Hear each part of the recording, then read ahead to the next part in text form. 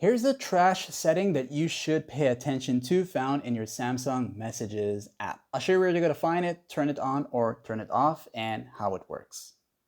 This here is the Galaxy A16 phone, and whichever other Samsung phone you have, you'll have these same set of options. So assuming you are using the Samsung Messages app as the default messaging app, and when you go into it here, of course I won't have any messages, but you would have a lot here.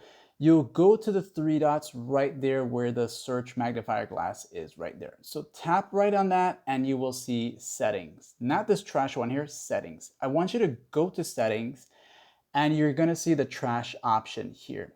What this does is it saves deleted messages for 30 days. So let's just say you had some messages and you deleted it and this is turned on, that's gonna back up into the trash folder for 30 days. So if you don't want it backing up your deleted messages, then turn it off.